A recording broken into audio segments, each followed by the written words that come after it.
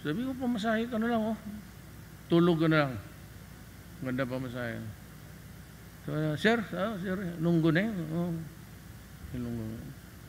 Tapos, sige sir, ako sir. Di, dalawa. Sabi ko man, pagbigyan mo lang para mabigyan ng pera lahat. Sige siya, ganun. Sabi ng masayista, sir, lunggo ka? Oo. May may problema sa ulo mo. Sa ano? Sir, medyo puno sang hangin ang ulo mo.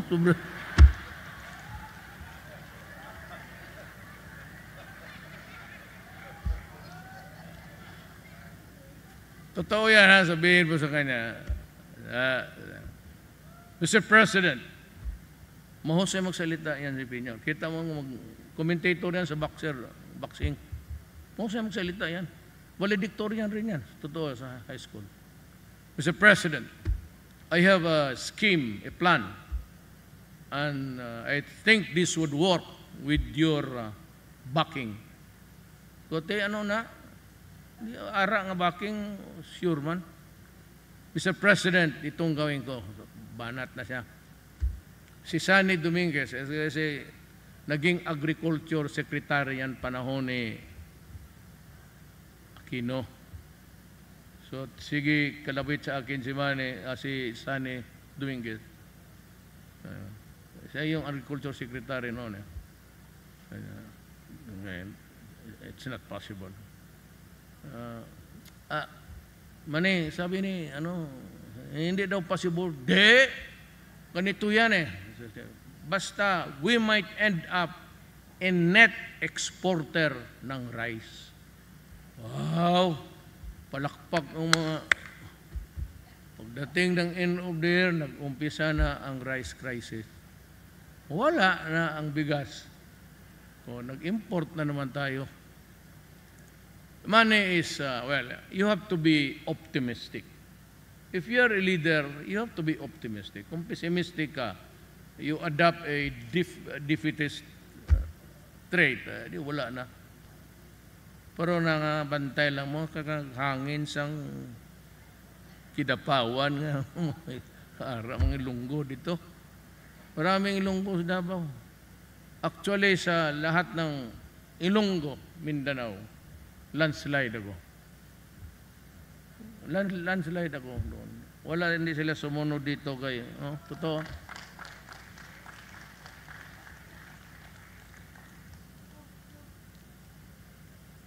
Ako dito, inilibing. Nag-crash ako dito, hindi ako nag-landslide. But anyway, I said, I work for all Filipinos. I love you all. Kasi may naniwala sa akin. And even during the meeting, yung nandito ako, karami kayang tao. But for just listening to me, I'm grateful. At least I had, you shared some ideas with me, and you knew what was coming sa promises ko. I never made any grand promise. I never mentioned yung build because I was not sure about the attitude of China.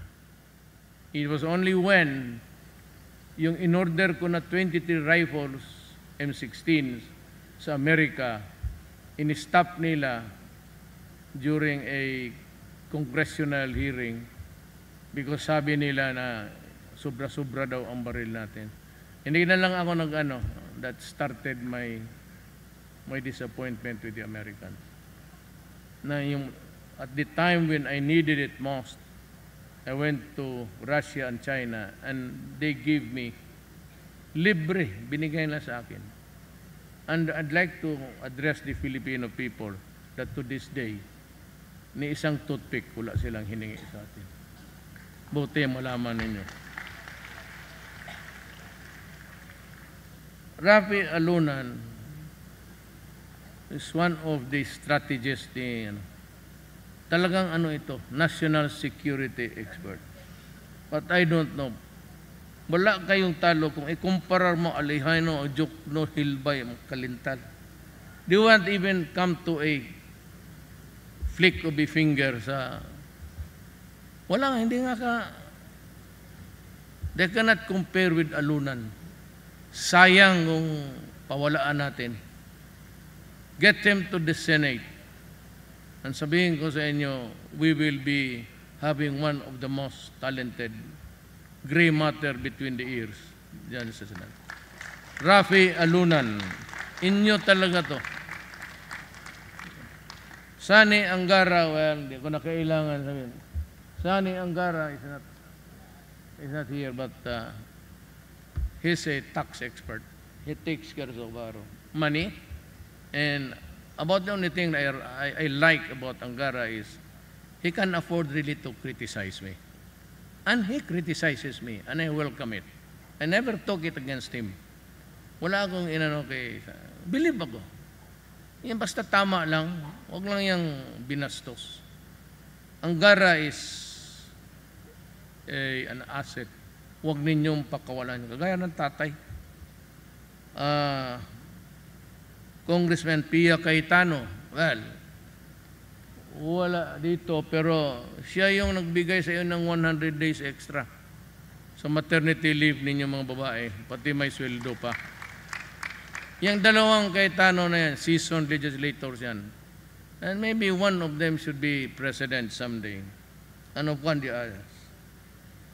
J.B. Hercito. Oh, matagal naman yan. Hindi ko naman kailangan sabihin na mabait. Walang bisyo. It also, binibira ako nito. Nababasa niyo sa newspaper. But he criticizes the offices, yung mga departamento. Mahusay ito. J.B. Hercito. Sunod, Aimee Marcos. Talagang from congressman, governor to all. Isa pa na parang nanay talaga natin. And I would be very sad kung hindi siya dadating uli. Mahusay talaga na legislator. And always, lahat yan, lalo ng agriculture. She keeps on watching the funds sa agriculture na talagang magamit sa Oslo. And she criticizes, and that's good. And I like her. Both husband and wife have dedicated their lives sa public service. Cynthia Villar.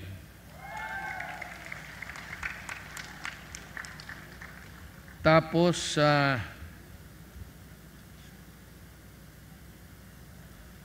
let me talk about Mango Dadato.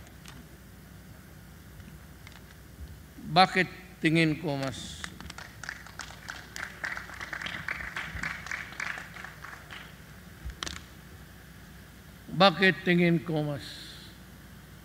importante siya? Alam mo, itong Mindanao is ruled by a feudal system. It is not of the choice by people because feudal kasi is something which is really a controlled society.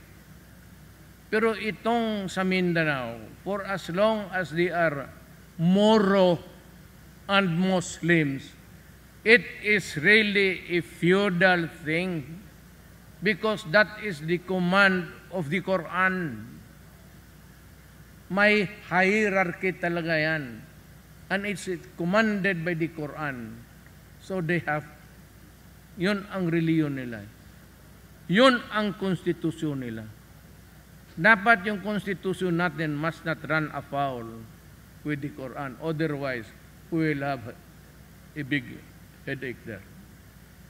Pero ito mga Mango Dadato, ito yung mga pamilya, you have heard them, mga Sinsuat, Ampatuan, Mango. Ito yung pamilya who stayed loyal to the government almost until if you can remember, since hindi ito lumaban ng gobyerno, talagang nakisama sila sa mga Kristiyanos at kung ano yung mga a brewing trouble war, sila yung nagpapakalma, nagpapamasahe sa mga tao nila. And in the so many instances that they interfered or interdict the small wars there, namasahe natin, ang karamihan naging maayos. Kung magsabi ka lang, they have saved maybe 50,000 lives, upon their intervention, meron. Na hindi natuloy yung gera dahil pati sila, mismo sabi niya, dito na lang tayo sa gobyerno. At kung i-compare mo itong saving lives dito sa Alejandro, Aquino, Jokno, yan ang hindi nila alam. Ang kontribusyon ng Moro. Isipin ninyo, ang Mindanao, Moro, pati Kristiyanos, pati Lumad. Kung hindi natin maayos yan, you will never be at peace and we can never be one Philippines where you can go to the four corners of our country to enjoy. Yan sila ang nagbigay ng contribution. So ako nakikiusap ako, not because muro ako, but because ang totoo. Ako naman I consider, ang tatay ko decided for us. Sabi niya mag-Kristiyano. So ako Christian. Pero hindi na ako Katoliko. But I believe in God. Sigurado yan. More than anybody else sa inyo, yan ang nagbibigay sa akin ng, sabi, huwag ka magpunta dyan, kay maraming NPA, huwag ka magpunta ng hulo. Ako basta magsabi, bahala na ang Diyos. If He decides that I go now today, then that is my time. Ang kayong mga Katoliko, I would always advise you to read a passage in the Bible. It's found in Ecclesiastes 3. And the caption is titled, For Every Season or everything, there's always a time under the sun. Ako yan talaga ang election, wala akong uri. Pag sinabi ng, at the time, yung president, sikat yan, si Duterte, ganun, mayabang, sige lang putang ina. Pero may panahon rin na babagsak ako. And I would go back to being a civilian and be humble. Wala na akong karapatang magmura-mura dyan kasi it's not my burden anymore. Hindi ko nakarga yung yan. Remember that. There's always a time for plenty and a time for want. A time to be managed and maybe by a fiat of history, you'd become poor. Kaya karamihan na dumaan. Sikat sila tapos laos. Ang masakit dyan, some are not even their presence are not minded by anybody. Yung mga unpopular na ako, I don't know how, baka patayin ako itong mga putang inang durugista na ito. But they are all invited to try. Pero wag lang ako magluhod. Hindi talaga ako luluhod. Kung hindi na ako mayor, kung gusto mo ng away, puntahan mo ako sa bahay. Baski natulog ako, sabihin mo, gisingin mo yung putang inang Duterte na yan, kaya magbarilan kami. Pagbigyan kita. Kaya nga ako nagpa-practice totoo, kami ko kayang baril. Ayaw ko lang mamatay, kawawa. Ayaw ko yung not me. I will never beg for anything na ginawa ko dito. Sabihin ko, pasensya na, pilitan lang. Magsabi sila, ikaw, panahon mo, busado ka, marami. Totoo yan, putang ina mo. Sige, tayo. Dagdagan natin. Para buhay mo, idagdag mo o akin. Maraming daldal. So, nasabi ko na ba lahat? Ang nagrami dito, ang yabang kuman. Anyway, kasi hindi man tayo nakausap ng matagal uli.